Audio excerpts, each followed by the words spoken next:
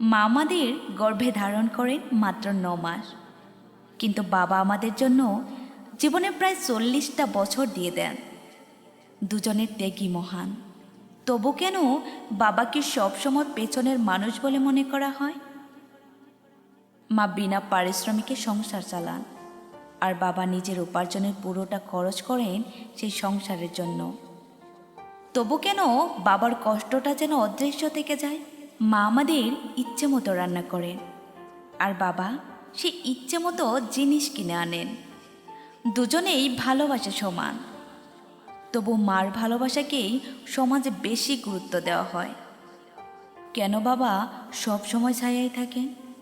ফোনে প্রথমে মায়ের সাথেই কথা বলি, কষ্ট পেলে মা বলেই চোখে জল চলে আসে। প্রয়োজনে বাবার কথা মনে পড়ে, কিন্তু কখনো কি ভেবেছি বাবাও আমাদের প্রয়োজন হতে পারেন?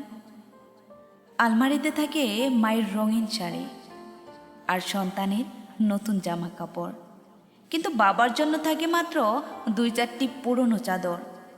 নিজের প্রয়োজন ভুলে সবার প্রয়োজন পূরণ করেন যিনি, কেন তিনি সব সময় অন্তরালে? মায়ের কাছে অনেক গয়না থাকে, অথচ বাবার কাছে থাকে কেবল বিয়ের সময় পাওয়া একটি আংটি। মা গয়নার অভাব নিয়ে কথা বলতে পারেন, কিন্তু বাবা কখনোই কিছু বলেন না। কেন তিনি চুপ থাকেন?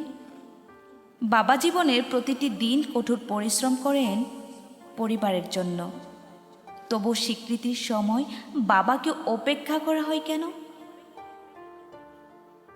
ঈদ আসলে ছেলে মেয়েকে নতুন জামা কিনে দিবেন, তা নিয়েই ব্যস্ত বাবা।